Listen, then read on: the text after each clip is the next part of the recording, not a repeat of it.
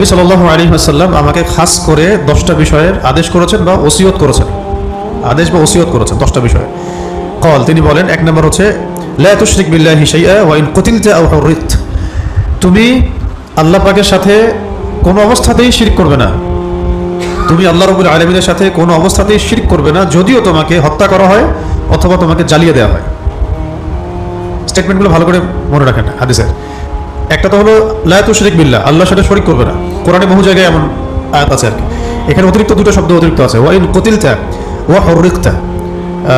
যদি তোমাকে হত্যা করা হয় অথবা আগুনে পুড়িয়ে দেওয়া হয়, আগুনে পুড়িয়ে জ্বালিয়েও যদি দেওয়া হয়, ছাই বানিয়ে দেওয়া হয়, তবুও তুমি শিরক করবে না। আর যদি তোমাকে হত্যা করা হয় তবুও তুমি শিরক করবে না। তার মানে এখানে শিরক বিবর্জিত যে আকীদা এবং আমল, এটার দিকে উৎসাহিত করা হচ্ছে এবং কোনো অবস্থাতেই পরিস্থিতি দোহাই দেওয়ার সুযোগ নেই। আর যখন এইটুকু জানবো আমরা, পরিস্থিতি দোহাই দিয়ে শিরক করার কোনো সুযোগ নেই।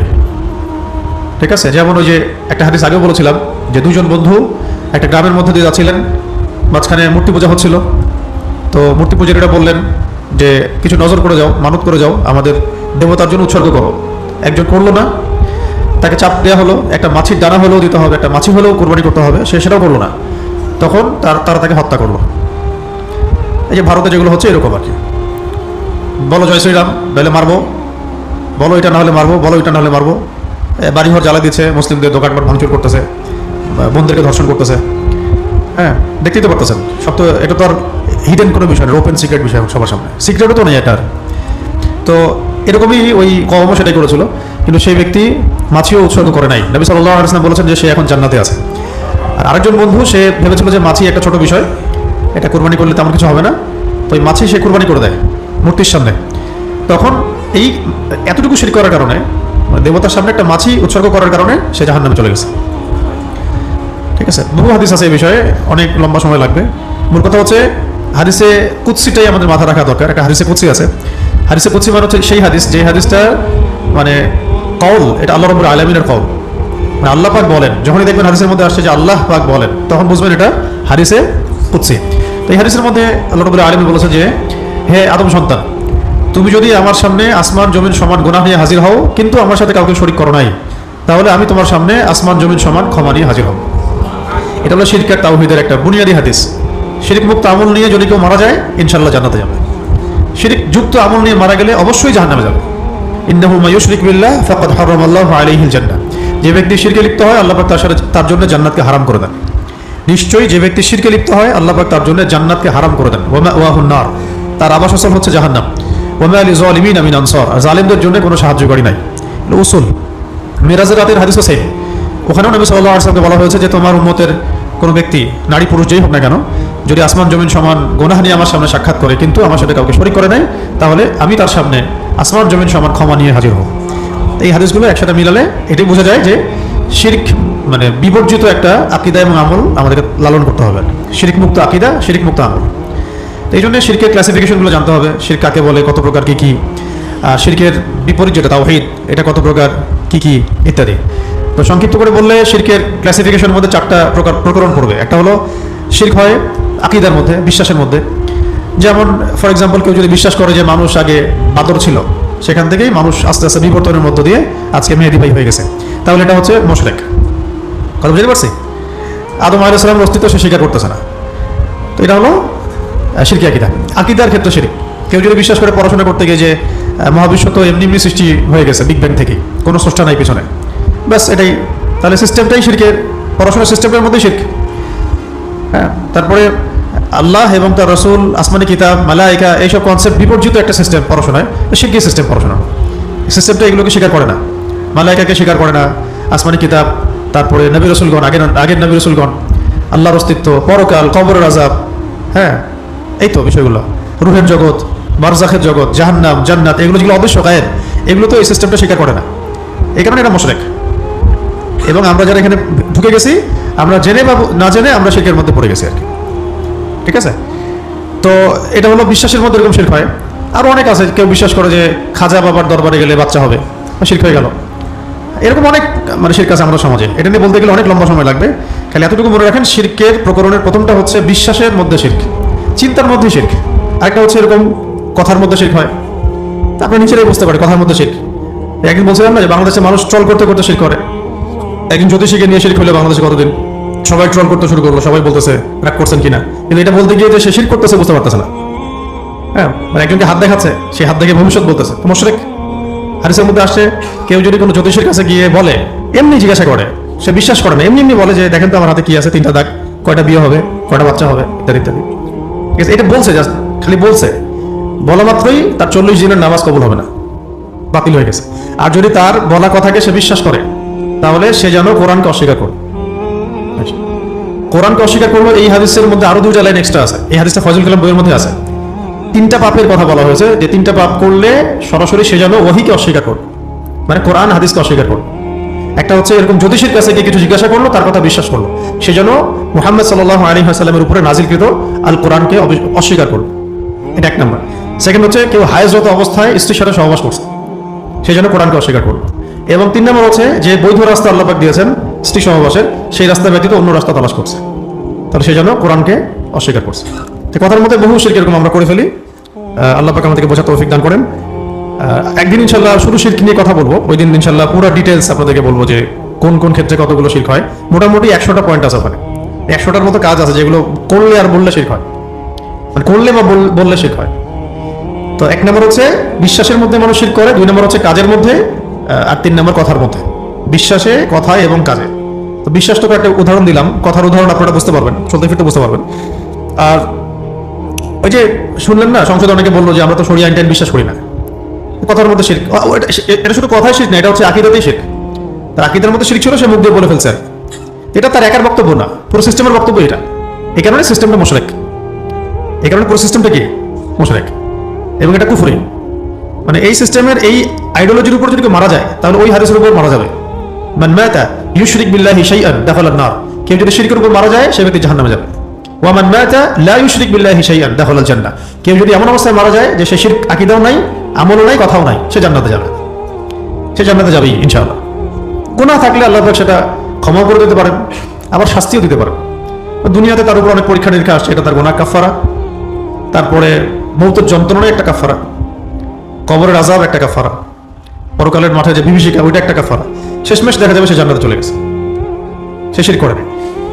তো এই হলো কথায়।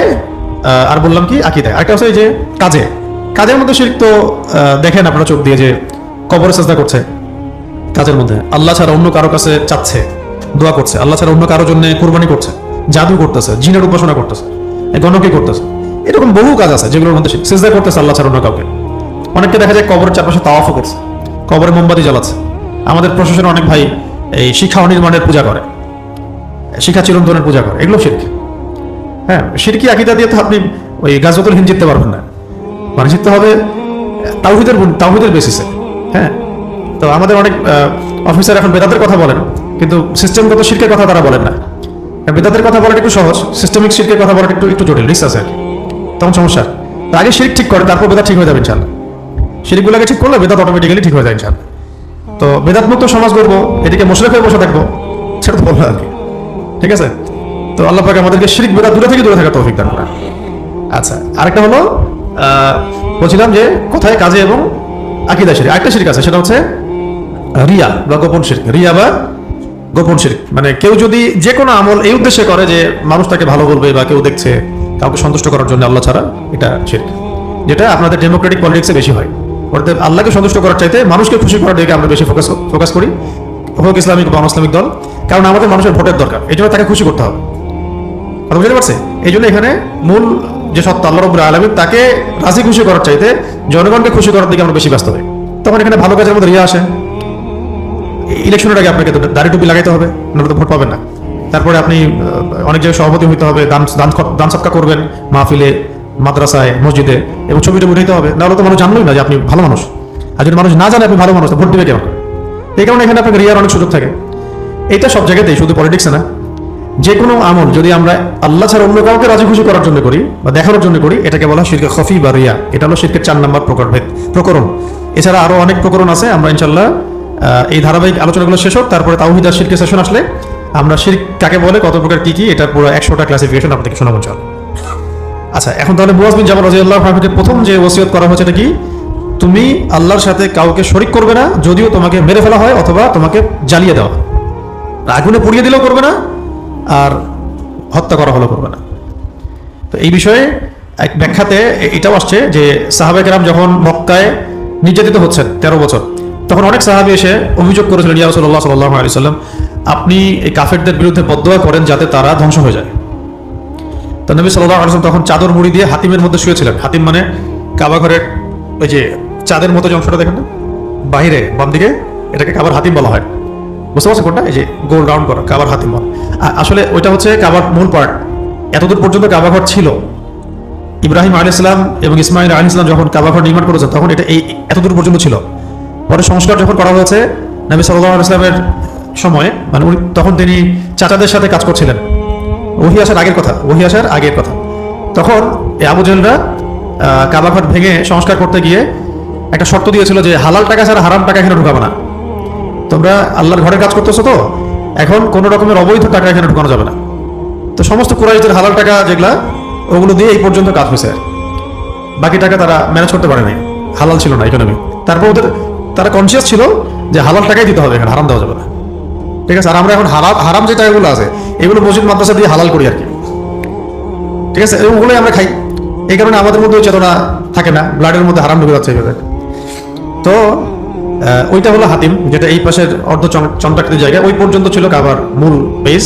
পরে যেহেতু টাকা পয়সা শর্ট, ওই জন্য এটাকে এতটুকু করতে হয়েছে আর কি, ওই আবু জেহেলদের যুগে। পরে এটার উপর নতুন করে কাজ করা হয় নাই, কারণ রাসূল সাল্লাল্লাহু আলাইহি ওয়াসাল্লাম ফিতনা সম্পর্কে খুব সতর্ক ছিলেন যে আমি যদি আবার এটাকে নতুন করে এটা করতে চাই, আরবদের মধ্যে সবার মধ্যে একটা ফিতনা সৃষ্টি হতে পারে, যে আল্লাহর ঘরকে আবার ভাঙা হচ্ছে, আবার করা হচ্ছে। তো ওই অবস্থায় ছিল। তো এই হাতিমে তিনি শুয়েছিলেন, তখন সাহাবী এসে জিজ্ঞাসা করছেন, ইয়া রাসূলুল্লাহ আপনি বদদোয়া করেন সাল্লাল্লাহু আলাইহি ওয়াসাল্লাম। তখন তিনি ওখান থেকে চাদর মুড়ি দিয়ে শুয়েছিলেন, চাদরটা নামিয়ে তিনি উঠে বসেছেন, বসে বলেছেন যে তোমরা এই যে অভিযোগ করছো আমার কাছে নির্যাতনের ব্যাপারে, তোমরা জেনে রাখো যে তোমাদের পূর্ববর্তী যে কওম ছিল, তোমাদের আগে যে কওমরা ছিল, তাদের কাউকে শুধু ঈমান আনার কারণে, মানে তাওহীদের কারণে জীবন্ত আগুনে জ্বালিয়ে দেওয়া হয়েছে। এই যেখানে শব্দটা আসে ওয়াইন কতিলতা আও হুরিকতা, জীবন্ত আগুনে পুড়িয়ে ফেলা হয়েছে ঈমানের কারণে। আবার কাউকে শুইয়ে দিয়ে লোহার চিরুনি দিয়ে তাদের গোশত আর হাড্ডি আলাদা করে ফেলা হয়েছে ঈমানের কারণে। এই কথাটা নবী সাল্লাল্লাহু আলাইহি ওয়াসাল্লাম কাদেরকে বলছেন? যে সাহাবীরা মক্কার ওই 13 বছরে অবর্ণনীয় নির্যাতন সহ্য করতেছেন মক্কায়, তাদেরকে তিনি এটা বলছেন মোটিভেশন। তাদেরকে তিনি এটা মোটিভেশন দিচ্ছেন যে তোমরা যে অভিযোগ করতেছো নির্যাতনের, আযাবের, জেনে রাখো তোমাদের আগে যারা চলে গেছে, যে কওম চলে গেছে, তাদের কাউকে জীবন্ত আগুনে জ্বালিয়ে দেওয়া হয়েছে ঈমান আনার কারণে, এবং কাউকে লোহার চিরুনি দিয়ে একদম গোশত আর হাড় আলাদা করে ফেলা হয়েছে। ওয়ালাকিন্নাকুম তাস্তাআজিলুন, কিন্তু তোমরা খুব তাড়াহুড়া করছো। জেনে রাখো যে ইসলাম অবশ্যই মাশরিক থেকে মাগরিব পর্যন্ত পৌঁছায় যাবে ইনশাআল্লাহ। তো এটা হলো এক নাম্বার, যে আমরা কোনো অবস্থাতেই আল্লাহ পাকের সাথে শরীক করব না, যদিও আমাদেরকে জ্বালিয়ে দেওয়া হয় বা হত্যা করা হয়। 2 নাম্বার আমি বলে শেষ করে দিই, না হলে অনেক লম্বা হয়ে যাবে। 2 নাম্বার হচ্ছে ওয়ালা তাউকান্না ওয়ালিদাইক, তুমি তোমার পিতা মাতার অবাধ্য হবে না। 2 নাম্বার ওসিয়ত মুয়াজ বিন জাবাল রাদিয়াল্লাহু আনহুকে নবী সাল্লাল্লাহু আলাইহি ওয়াসাল্লাম করছেন যে ওয়ালা তাউকান্না ওয়ালিদাইক, তুমি তোমার পিতা মাতার অবাধ্য হবে না। ওয়াইন আমারাক আন তাখরুজা মিন আহলিক ওয়া মালিক, যে তারা যদি তোমাকে এই আদেশ করে যে তুমি তোমার আহাল এবং মাল সব ছেড়ে দাও, আহাল পরিবার মাল এটাও ত্যাগ করতে বলে, তবুও তুমি তাদের অবাধ্য হবে না। মানে এটা বৈধ কারণে আর কি, অবৈধ তো কারণে না, বৈধ কারণে, উপযুক্ত কারণে যদি তারা বলে যে তোমার এই আহাল ভালো না, ছেড়ে দাও, অবাধ্য হওয়া যাবে না। কোনো অবস্থাতেই তুমি পিতামাতার অবাধ্য হবে না, যদিও তারা তোমাকে তোমার স্ত্রী সন্তান, আহাল পরিবার, ধন সম্পদ ছেড়ে দিতে বলে, তবুও না। আচ্ছা, 3 নম্বর হচ্ছে ওয়ালা তাতরুকান্না সলাতাল মাকতুবাতা মুতাআম্মিদা, ইচ্ছাকৃতভাবে ফরজ নামাজ ছেড়ে দিবে না, ইচ্ছাকৃতভাবে ফরজ নামাজকে কোনো অবস্থায় ছেড়ে দিবে না। 3 নম্বর এটা, ফাইন্না মান তারাকা সলাতান মাকতুবাতান মুতাআম্মিদান ফাকাদ বারিয়াত মিন যিম্মাতিল্লাহ, কারণ কেউ যদি ইচ্ছাকৃতভাবে তার উপরে অর্পিত ফরজ নামাজকে ছেড়ে দেয়, সে আল্লাহ পাকের জিম্মেদারি থেকে মুক্ত হয়ে যায়।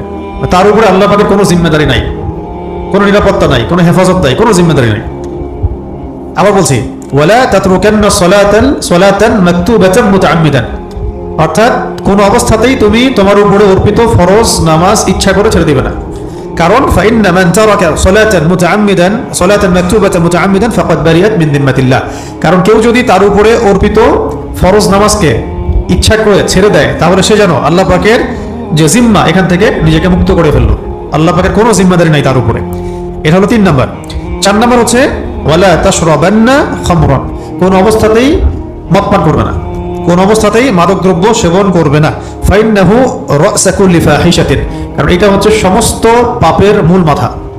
যত রকম পাপ আছে তার মূল মাথায় হচ্ছে কি?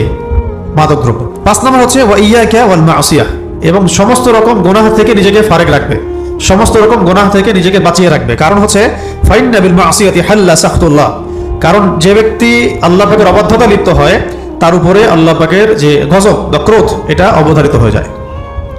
কারণ কেউ যদি আল্লাহ পাকের অবাধ্যতায় নিজেকে লিপ্ত করে তার উপরে আল্লাহ পাকের যে ক্রোধ বা শাস্তি বা নারাজি এটা অবধারিত হয়ে যায়। 6 নম্বর হচ্ছে ওয়া ইয়াকা ওয়াল ফিরার, ওয়া ইয়াকা ওয়াল ফিরার, পালিয়ে যাবে না। কোথা থেকে? ওয়া ইয়াকা ওয়াল ফিরার মিনাজ জাহফি, মানে যুদ্ধের মাঠ থেকে পালিয়ে যাবে না, যুদ্ধের মাঠ থেকে যুদ্ধক্ষেত্র থেকে পালিয়ে যাবে না। ওয়া ইয়াকা ওয়াল ফিরার মিনাজ জাহফি, মানে তুমি যুদ্ধের মাঠ থেকে হে মুআজ পালিয়ে যাবে না, বা হে মুআজ তুমি যুদ্ধের মাঠ থেকে পালিয়ে যাবে না। ওয়াইন হালাকান নাস, যদিও সমস্ত মানুষ হালাক হয়ে যায়, শহীদ হয়ে যায় বা মারা যায়, তবুও তুমি যুদ্ধের মাঠ থেকে পালাবে না। আর আমরা তো যুদ্ধের মাঠেই নাই, তাই পালা যাচ্ছি। ঠিক আছে, সুবহানাল্লাহ। ওয়া ইয়াকা ওয়াল ফিরার মিনাজ জাহফি ওয়াইন হালাকান নাস, যুদ্ধের মাঠ থেকে পালিয়ে যাবে না যদিও সমস্ত মানুষ ধ্বংস হয়ে যায়। এটা হলো 6। 7 হচ্ছে ওয়া ইযা আসাবান নাস মাউতুন ওয়া ইযা আসাবান নাস মাউতুন ওয়া আনতা ফীহিম ফাসবুত, যদি তুমি যে এলাকায় আছো, তুমি যেখানে বসবাস করো সেই এলাকায় যদি মহামারী দেখা দেয়, এখানে মাউত মানে হচ্ছে মহামারী, মহামারী দেখা দেয় ওয়া আনতা ফীহিম, এবং তুমি তাদের মধ্যেই থাকো, তাহলে ফাসবুত, সেখান থেকে পালিয়ে যেও না, ওখানেই থাকো। আবার বলছে ওয়া ইযা আসাবান নাস মাউতুন ওয়া আনতা ফীহিম ফাসবুত, যদি তুমি যেখানে থাকো সেখানে মহামারী দেখা দেয় তাহলে তুমি সেখানেই অবস্থান করো, সেখান থেকে পালিয়ে যেও না। কারণ কদরে যা লেখা আছে তাই হবে, আর তুমি ওখান থেকে চলে গেলে অন্য এলাকায় মহামারী ছড়াবে, তারও 1000টা মানুষের মৃত্যুর কারণ হওয়ার চাইতে শহীদ হয়ে যাওয়া ভালো। এটা বোঝানো হয়েছে। 8, 9, 10 তিনটা পরিবার সংক্রান্ত। 8 নম্বরে নবী সাল্লাল্লাহু আলাইহি ওয়াসাল্লাম বলছেন যে ওয়ানফিক আলা ইয়ালিকা মিন তাওলিক, তোমার সাধ্য অনুযায়ী তুমি তোমার পরিবারের পিছনে খরচ করো, তোমার সাধ্য অনুযায়ী তোমার পরিবারের পিছনে খরচ করো। এটা পরিবারের পিছনে খরচ করাটা ইবাদত, এটা আমাদের দায়িত্ব, তো দায়িত্বই, এটা আমরা দায়িত্ব পালন করছি আল্লাহ সন্তুষ্টির জন্য। কারণ এখানে এক একটা লোকমার বিনিময়ে আপনি নেকি পাবেন, আমরা নেকি পাবো। ঠিক আছে, ওয়ানফিক, আনফিকটা আদেশের শব্দ, অবশ্যই ব্যয় করো। ওয়ানফিক আলা ইয়ালিক মিন তাওলিক, তোমার সামর্থ্য অনুযায়ী, সাধ্য অনুযায়ী তুমি তোমার পরিবারের পিছনে খরচ করো। এটা হলো 8। 9 হচ্ছে ওয়ালা তারফা আনহুম আসওয়াকা আদাবান, এটা খুব ইম্পর্টেন্ট, যে তুমি তোমার পরিবারের উপর থেকে আদবের লাঠি উঠিয়ে নিবে না, তুমি তোমার পরিবারের উপর থেকে আদবের লাঠি উঠিয়ে নিবে না, মানে শাসন পরিবারে থাকতে হবে, সন্তান, ছেলে মেয়ে, স্ত্রী সন্তান, আহল পরিবারের শাসন থাকতে হবে। ঠিক আছে, ওয়ালা তারফা আনহুম আসওয়াকা আদাবান, আদবের লাঠি তাদের উপর থেকে কখনোই উঠিয়ে নিবে না। এবং 10 নম্বর হচ্ছে ওয়া আখিফহুম ফিল্লাহ, ওয়া আখিফহুম ফিল্লাহ, তুমি তাদেরকে আল্লাহর ভয় দেখাতে থাকবে, তুমি তোমার পরিবারবর্গকে আল্লাহর ভয় দেখাতে থাকবে। তার লাস্টের 3টা হচ্ছে ফ্যামিলি সংক্রান্ত আর কি, একটা হলো ব্যয় করা, একটা হলো আদব শেখানো, একটা হলো আল্লাহর ভয় দেখানো। এই 10টা আদেশ নবী করিম সাল্লাল্লাহু আলাইহি ওয়াসাল্লাম খাস করে মুআজ বিন জাবাল রাদিয়াল্লাহু আনহুকে করেছেন। শেষ করার আগে আমরা আরেকবার রিভিউ করে দিচ্ছি। عن معاذ رضي الله عنه قال معاذ بن جبل رضي الله عنه থেকে বর্ণিত أوصاني رسول الله صلى الله عليه وسلم بعشر كلمات, রাসূল সাল্লাল্লাহু আলাইহি ওয়াসাল্লাম আমাকে 10টা বিষয়ের আদেশ করেছেন বা ওসিয়ত করেছেন। 1 নম্বর হচ্ছে লা তুশরিক বিল্লাহি শাইআ, তুমি আল্লাহর সাথে কাউকে শরীক করবে না। ওয়া ইন কুতিলতা ওয়া হুরিকত, যদিও তোমাকে হত্যা করা হয় অথবা তোমাকে জ্বালিয়ে দেওয়া হয়। ওয়ালা তাউক্কান্না ওয়ালিদাইক, তুমি তোমার বাবা মায়ের অবাধ্য হবে না। ওয়া ইন আমারাকা আন তাখরুজা মিন আহলিক ওয়া মালিক, যদিও তারা তোমাকে তোমার আহাল এবং মাল থেকে মানে আহাল মাল ত্যাগ করতে বলে, যদিও তারা তোমাকে তোমার আহাল এবং মাল ত্যাগ করতে বলে। 3 নম্বর ওয়ালা তাতরুকান্না সালাতান মাকতুবাতান মুতাআম্মিদান, কোন অবস্থাতেই তোমার উপরে অর্পিত ফরজ নামাজকে ইচ্ছা করে ছেড়ে দিবে না। ফাইন্না মান তারাকা সালাতান মাকতুবাতান মুতাআম্মিদান ফাকাদ বারিআত মিন যিম্মাতিল্লাহ, কারণ যে ব্যক্তি তার উপর অর্পিত ফরজ নামাজকে ইচ্ছা করে ছেড়ে দেয় সে যেন আল্লাহ পাকের জিম্মাদারি থেকে মুক্ত হয়ে গেল।